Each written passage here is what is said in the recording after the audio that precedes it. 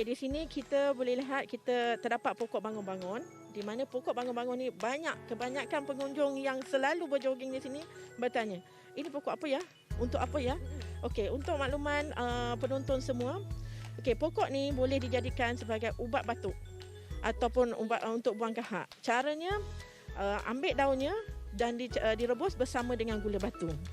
Okey, dan boleh diminum. Okey. So, selain daripada itu, daunnya juga boleh digunakan untuk gigitan serangga dan sebagainya. That's why saya kata tidak semua herba yang boleh dimakan dan tidak semua herba yang digunakan keseluruhan. Ada yang menggunakan daun, ada yang menggunakan buah, ada yang menggunakan bunga dan sebagainya. Kalau tongkat ali kita biasa dengar pun, dia orang tak gunakan keseluruhan batang. Dia akan guna daun dan akar sahaja.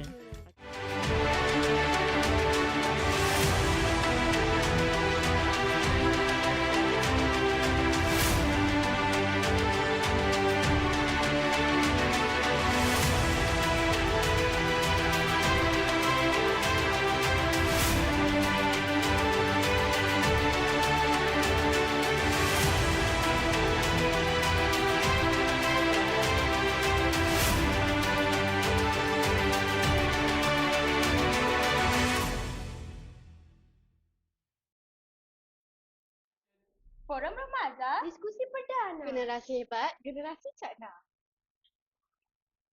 Hadirin dan hadirat sekalian, herba merupakan tumbuh-tumbuhan yang mempunyai nilai komersial dan estetik yang tersendiri. Semakin hari semakin meningkat permintaan terhadap penggunaan herba sama ada di dalam negara maupun di luar negara. Bertitik tolak dari perdebatan tentang penggunaan herba yang kian meluas dalam kalangan pengguna.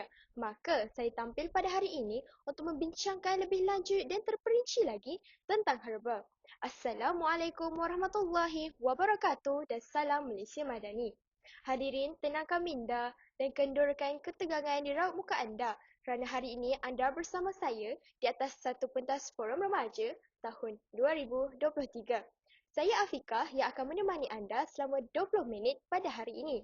Saya tidak keseorangan kerana saya turut ditemani oleh 3 jenitawan yang tidak asing lagi dalam dunia herba. Tanpa melengahkan masa, mari saya memperkenalkan 3 orang ahli panel yang telah dijemput khas pada hari ini untuk membincangkan satu topik hangat, iaitu herba penyelamat generasi muda.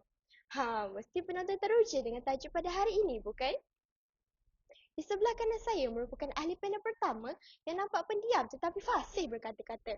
Nuridina Safia binti Muhammad Faisal merupakan pengerusi Kelab Pertanian.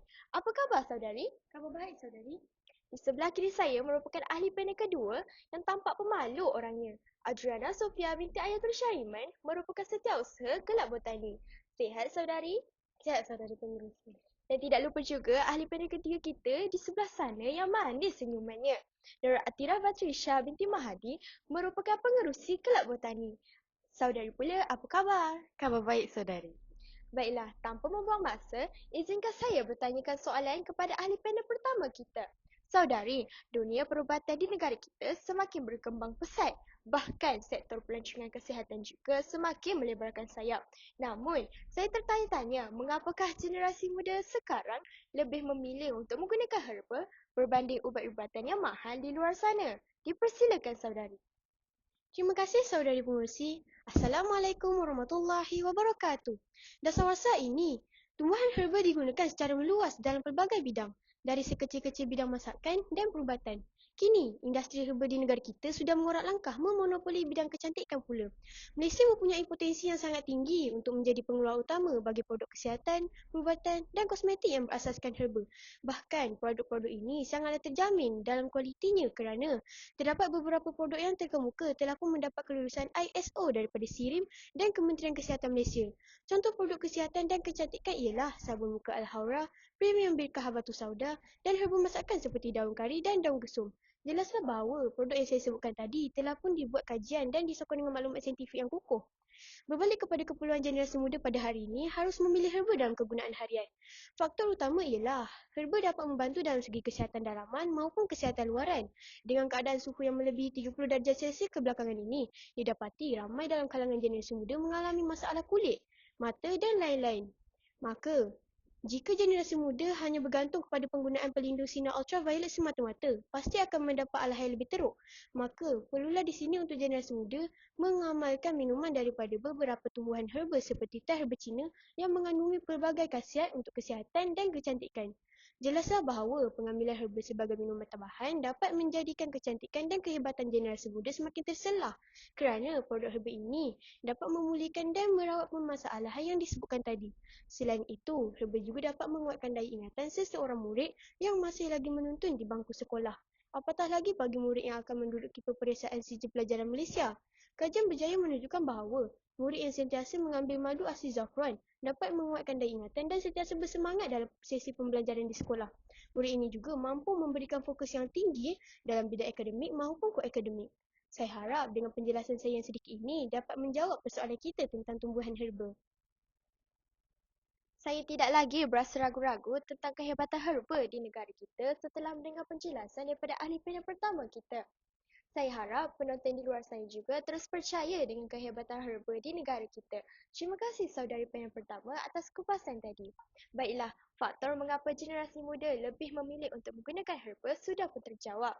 Tetapi saya ingin menyampaikan hasil undian penonton di luar sana yang ingin mengetahui apakah peranan herba bagi memastikan penggunaan herba di Malaysia semakin hari semakin meningkat bagaikan cendawan yang tumbuh selepas hujan.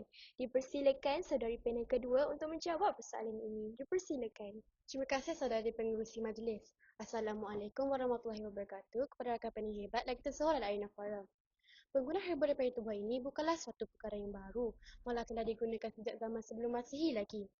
Sebagai panel penggubal buku teks bahasa Melayu yang sudah hampir sedekat, ingin saya nyatakan kandungan herba dalam buku teks. Di kata 4 halaman 56 menjelaskan bahawa herba dapat mengubati beberapa penyakit seperti sakit sengal sendi, batuk dan juga masalah cirit birit. Penggunaan herba daripada tubuh ini adalah secara semula jadi dan dihasilkan secara tradisional.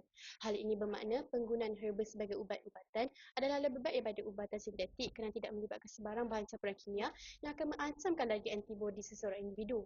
Kandungan bahan kimia yang tinggi dalam ubat moden bentuk pil akan mendorong kepada penyalahgunaan ubat apabila seseorang itu mengambil dos yang lebih tinggi berbanding yang diarahkan, menyebabkan ketagihan ubat boleh berlaku. Selain dijadikan sebagai ubat-ubatan, herba juga boleh dijadikan sebagai bahan penyedap dalam masakan. Menurut petikan dalam utusan TV pada 25 Januari 2022, mengatakan bahawa penggunaan herba dan rempah ratus dalam masakan dapat mengurangkan risiko penyakit kronik seperti serangan jantung. Hal ini demikian kerana kandungan dalam herba kunyit yang digunakan dalam masakan dapat membantu melancarkan peredaran darah. Herba yang digunakan dalam masakan juga turut memberi aroma dan rasa yang lebih unik dalam sesebuah hidangan. Jelaslah penggunaan herba dalam masakan menjadi satu keunikan dalam sesebuah jualan sajian. Sewajarnya juga, pinggan Siap Malaysia meletakkan satu bahagian kepada menu herba, bukan sayuran dan buah-buahan saja. Semoga penerangan saya ini dapat menjawab kemusykilan yang membelenggu kita. Balik semula kepada saudari pengerusi. Terima kasih saudari panel kedua. Dari mata turun ke hati, dari masakan turun kepada badan yang sihat. Saya sependapat dengan pendapat ahli panel kedua tentang peranan herba kini. Semakin masa berlalu, semakin mendalam kupasan kita nampaknya. Seterusnya, mari kita mendengar pula kupasan daripada ahli panel ketiga kita yang nampak berkarisma di sebelah sana. Jika peranan sudah hebat, bagaimana pula dengan dokongan yang perlu kita berikan bagi memastikan industri herba di Malaysia terus berkembang maju? Dipersilakan saudari panel ketiga untuk menjawab persoalan ini. Dipersilakan. Terima kasih saudari pengerusi. Assalamualaikum warahmatullahi wabarakatuh. Barisan panel yang jelita lagi berkaliber. Tumbuhan herba di Malaysia pada hari ini bukanlah satu jenis produk tanaman murahan kerana harga bagi tumbuhan herba adalah sangat tinggi di pasaran tempatan maupun pasaran dunia. Bayangkan, pokok bunga saffron di luar negara yang mampu mencapai sehingga ringgit Malaysia 40,000 sedangkan ada saja herba dengan khasiat yang sama di Malaysia seperti pohon ramai yang berharga dari 10 hingga 15 ringgit sahaja sepokok. Pengguna hendaklah bijak dalam membuat pilihan daripada subjek yang sama tetapi harga yang berlainan. Khasiat yang sama, mengapa bayar lebih? Maka, berbalik kepada soalan pengerusi tadi tentang usaha yang perlu dilakukan oleh pihak berwajib tentang tumbuhan herba ialah melalui saranan yang diambil daripada laman Blogspot Cikgu Su yang ada menyatakan bahawa di antara usaha untuk memajukan industri herba ini adalah dengan mengadakan pameran perdagangan. Pameran-pameran tentang herba mahupun produk berasaskan herba hendaklah diadakan secara kerap dalam pameran perdagangan tempatan dan juga di peringkat luar negara melalui pelibatan bersama dengan Kementerian Pelancongan Luar Malaysia.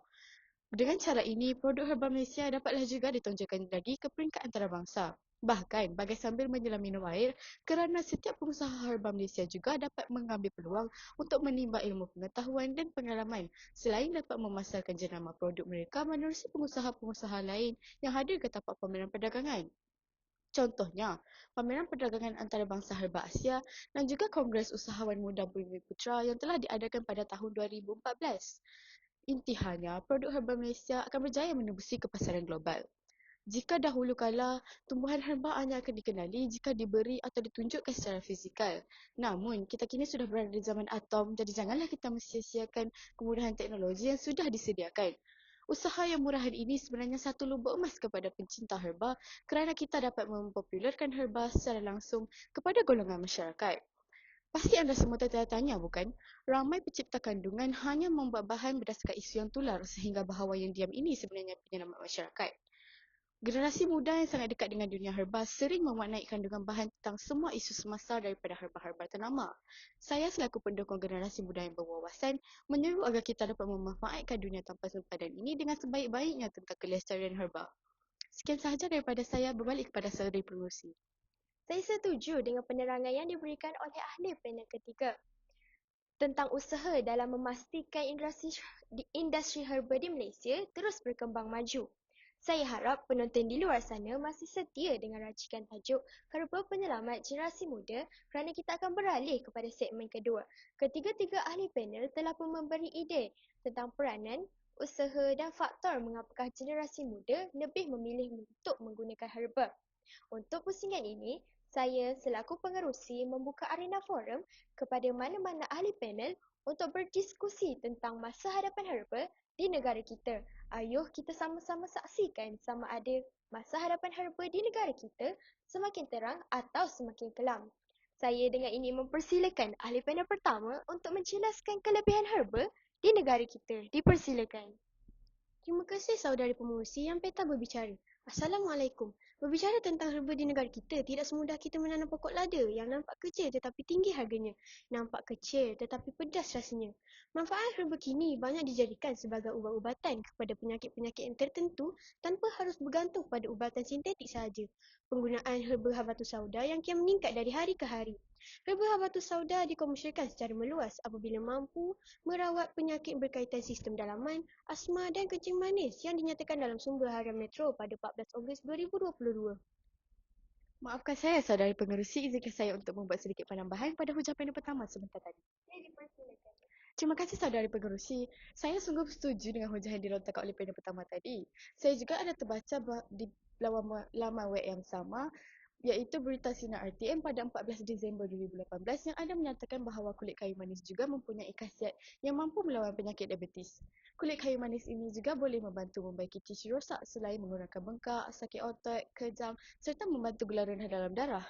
Paling penting sekali, saya juga ada terbaca bahawa kulit kayu manis ini elok untuk kecantikan. Bolehlah saudari sekalian cuba amalkannya seperti saya yang akan mengunyah kulit kayu manis selepas makan malam. Sama juga nampaknya amalan panel ketiga dengan saya. Saya juga terbaca dalam laman web yang sama di internet iaitu berita Sinar RTM pada 14 Disember 2018 menyatakan penggunaan kunyit dapat menurunkan berat badan seseorang. Sudahlah mampu melasihkan badan kita. Herba kunyit ini juga dipercayai mampu mengurangkan bengkak, melawan tanda awal penuaan serta melawan jangkitan bakteria dalam badan. Marilah kita amalkan makan kunyit pada siang hari supaya kita terus mendapat berat badan yang ideal dalam beberapa bulan sahaja. Terima kasih kepada rakan panel atas sokongan tadi. Itu sahaja kebaikan dari saya, berbalik kepada pengurusi. Amboi, tidak sangka rupanya herba ini dapat menjadikan ketiga-tiga ahli panel kita cantik dan muda semuanya. Seterusnya, saya menjemput ahli panel ketiga untuk memberikan sedikit kelebihan herba di Malaysia. Dipersilakan. Assalamualaikum warahmatullahi wabarakatuh. Terima kasih saudari pengerusi. Dahulu, tumbuhan herba ini hanyalah ibarat gula-gula getah kepada nenek moyang kita. Namun, beberapa dekad kebelakangan ini, herba sudah pun menjadi gula-gula juga kepada generasi muda. Jika dilihat, ramai dalam kalangan beliawan-beliawati muda pada hari ini sangat mementingkan gaya hidup yang sihat. Berdasarkan berita Sinar Harian bertarikh 15 Julai 2019, ada menyatakan bahawa tumbuhan herba bukan sahaja dijadikan sebagai perubatan tradisional semata-mata, tetapi juga dapat mewujudkan suasana lanskap menghijau di dalam mahupun di luar rumah. Hal ini telah menjadikan herba sebagai salah satu hiasan yang mampu menjadi haluan mata memandang, seperti pokok bunga telang yang ditanam di dalam pasu. Jika mawar, tajamnya kerana duri, cantik telang, kebiruan di hujung mata. Selain dijadikan sebagai pewarna nasi kerabu, bunga telang juga boleh dijadikan sebagai jus kesihatan yang sungguh enak diminum. Jelaslah bahawa kebaikan herba dalam pemakanan harian tidak dapat disangkal lagi. Saya serahkan semula kepada saudari pengerusi. Saya membuka ruang kepada ahli panel kedua untuk menyambung kelebihan herba di Malaysia. Dipersilakan. Terima kasih saudari pengurusi yang sentiasa mendukung kupasan intelektual pada hari ini. Ramai dalam kalangan jutawan kosmetik di negara kita mengeluarkan produk kecantikan dan kosmetik secara alamiah. Bahkan produk yang akan dikeluarkan juga diuji secara klinikal daripada makmal oleh saintis kosmetik yang hebat. Produk kecantikan yang bebas bahan kimia dan selamat kepada dalaman pengguna menjadikan permintaan terhadap pengeluaran semakin hari semakin meningkat bagai pisang goreng panas. Kosmetik dari herba seperti telajak lari yang sudah tersohor dijual di seluruh dunia telah menjadi bahan bualan di satu Malaysia. Sudah terang lagi bersulur bahawa negara kita mempunyai potensi untuk menjadikan hak pengeluaran pertama di Asia suatu hari nanti. Sayang, 1000 kali sayang. Nampaknya perbincangan hangat kita ini sudah sampai ke penghujungnya. Lumrah dunia, ada pertemuan, ada perpisahan, ada berdakwat, akan habis. Namun, kita akan menyambung berforum lagi di episod yang akan datang dengan tajuk yang lebih hangat, lebih sensasi. Daripada pelbagai polemik yang berjaya dirungkai oleh setiap ahli panel, dapatlah saya simpulkan bahawa setiap herba mempunyai nilai yang tersendiri. Terima kasih kepada ketiga-tiga ahli panel kerana sudi berkongsi ide dan pengalaman yang amat bermakna buat kita semua. Dalam kita sibuk mengejar arus pembangunan yang moden, janganlah kita sesekali meminggirkan kehebatan herba di persada dunia. Herba penyelamat generasi muda merupakan satu kenyataan dan bukannya fakta yang dijadikan auta semata-mata. Sekian sahaja daripada kami pada episod ini. Sehingga kita bersua lagi. Kalau ada jarum yang patah, jangan disimpan di dalam peti. Jika ada silap dan salah, jangan disimpan di dalam hati. Sekian wabillahi taufiq wal hidayah. Wassalamualaikum warahmatullahi wabarakatuh.